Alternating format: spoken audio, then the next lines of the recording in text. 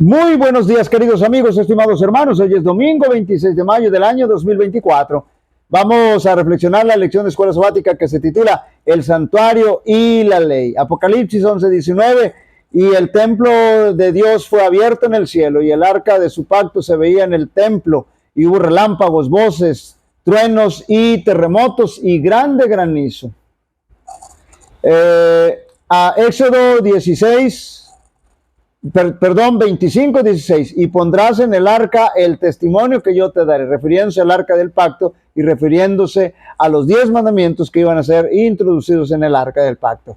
Éxodo capítulo 31, verso 18, y dio a Moisés, cuando acabó de hablar con él en el monte Sinaí, 2 tablas del testimonio, tablas de piedra escritas con el dedo de Dios. Apocalipsis 12:17.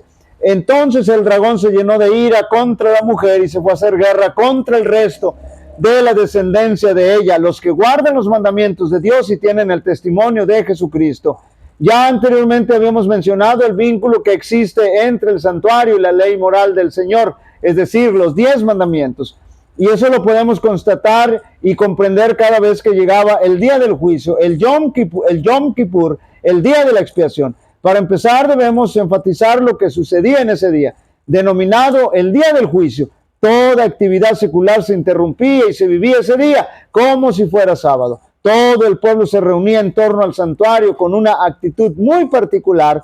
El pueblo debía hacer ayuno, debía estar afligiendo su vida respecto a su situación espiritual, porque la Biblia dice que en ese día los pecados eran recordados, pero en estos sacrificios cada año se hace memoria de los pecados.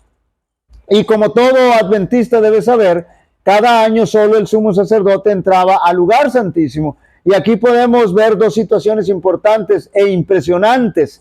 En primer lugar, encontramos el vínculo entre el santuario y la ley. Debemos recordar que el arca del pacto contenía en su interior algunas cosas, entre ellas las 2 tablas de piedra donde Jesús con su propio dedo escribiera los 10 mandamientos tal como los conocemos hoy día, teniendo como centro el 4º mandamiento que nos ordena adorar al Señor en el día séptimo, el día sábado, porque es el sábado y no el domingo, el día séptimo. Algunos calendarios presentan al domingo como el séptimo día, inician la semana, con el lunes para que el séptimo día corresponda al domingo. Pero eso es imposible porque Dios ha dicho en su palabra muy claramente que el sábado es el séptimo día, el día de reposo. Y el hecho de que el arca contenga la santa ley de Dios nos dice que se hace manifiesta la justicia de Dios, porque la ley exigía la muerte del pecador, exigía una vida perfecta sin pecar. Por lo tanto, el Señor tenía que aplicar su justicia, y sobre el propiciatorio se rociaba la sangre para purificar el santuario, y además era la manifestación de que se había cumplido con la justicia de Dios. Además, había otra situación muy importante que se presentaba en ese día en el lugar santísimo. El sumo sacerdote se presentaba ante la manifestación de Dios, que se hacía presente por medio de la santa Shekinah o Shekinah, esa gloria que se presentaba en el propiciatorio entre los 2 seres celestiales que formaban la tapa del arca, es decir, el propiciatorio. Pero lo más extraordinario de ese momento es que en ese día se entrelazaban la justicia y la misericordia de Dios. El pecado era eliminado cuando, por la fe en la sangre de Cristo, el pecador aceptaba el sacrificio de Jesús. En el lugar santísimo, en el santuario celestial, la ley divina se encuentra sagradamente guardada. Es la ley que fue promulgada por Dios mismo entre los truenos del Sinaí y escrita por su propio dedo sobre las tablas de piedra. La ley de Dios en el santuario celestial es el gran original del que los preceptos grabados en las tablas de piedra y registrados por Moisés en el Pentateuco eran una copia exacta. Los que llegaron a entender este punto importante fueron inducidos a ver el carácter sagrado e invariable de la ley divina. Es tan importante comprender esto, así como lo comprendieron los primeros adventistas, porque nos lleva a concluir que la santa ley de Dios no pudo ser eliminada en la cruz, sino que sigue vigente porque, perdón, es eterna, ya que refleja el carácter y los principios de nuestro Dios. Por esa razón, cada sábado nos apartamos para descansar y adorar a nuestro Creador, porque el cuarto mandamiento nos deja bien claro nuestros orígenes y nos dice con toda exactitud que nuestro Dios es nuestro Creador, que venimos de sus manos, y esa es una de las razones poderosas para apartarnos cada sábado y adorarlo. Juan dice en el Apocalipsis: el templo de Dios fue abierto en el cielo y el arca de su pacto se veía en el templo.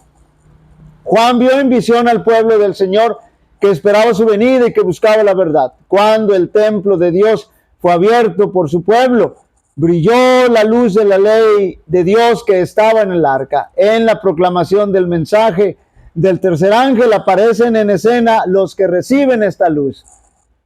Mientras orábamos, el Espíritu Santo descendió sobre nosotros. Perdí el conocimiento de las cosas terrenas y quedé arrobada con en una visión de la gloria de Dios. Vi a un ángel que con presteza volaba hacia mí. Me llevó rápidamente desde la tierra a la santa ciudad, donde vi un templo en el que entré. Antes de llegar al primer velo, pasé por una puerta, levantóse ese velo y entré en el lugar santo, en el lugar santísimo. En él vi un arca cuya cubierta y lado estaban recubiertos de oro purísimo.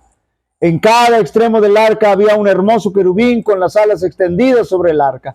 Dentro del arca estaba el vaso de oro con el maná, la florida vara de Aarón y las tablas de piedra que se plegaban la una sobre la otra como las hojas de un libro.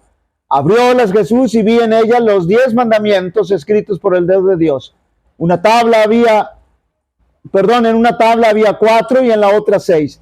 Los 4 de la primera brillaban más que los otros 6, pero el cuarto mandamiento del sábado brillaba más que todos, porque el sábado fue puesto aparte para que se lo guardase en honor del santo nombre de Dios. El santo sábado resplandecía, rodeado de un nimbo de gloria. Vi que el mandamiento del sábado no estaba clavado en la cruz, pues de haberlo estado, también lo hubieran estado los otros 9 y tendríamos libertad para violarlos todos, así como el cuarto. Vi que por ser Dios inmutable, es decir, que no cambia, no había cambiado el día de descanso, pero el Papa lo había transferido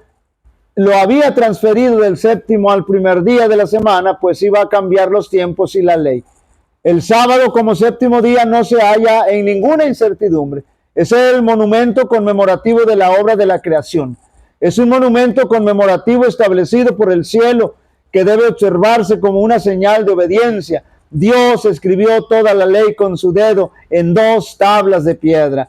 No permita que su fe falte. Debemos sostener en alto nuestros distintivos, los mandamientos de Dios y la fe de Jesús. Todos los que mantienen firmemente el principio de su confianza hasta el fin, observarán el sábado como séptimo día que llega hasta nosotros, determinado por el sol. Queridos amigos y hermanos, existe un tremendo vínculo entre el santuario y la santa ley de Dios, y de manera específica con el cuarto mandamiento, que nadie se sienta tentado en dejar de dar honra y gloria a nuestro gran Creador en el día santo, el día de reposo, el sábado. En el juicio se habrá de determinar quién habrá de ser sellado con el sello de Dios, que es el sábado. Quienes no reciben el sello de Dios habrán de aceptar la marca de la bestia, que es el falso día de reposo, el domingo. Jehová te bendiga y te guarde. Jehová haga resplandecer su rostro sobre ti y tenga de ti misericordia. Jehová alce sobre ti su rostro y te dé paz. Y pondrán mi nombre sobre los israelitas y yo los bendeciré. Dios bendiga a cada uno de vosotros.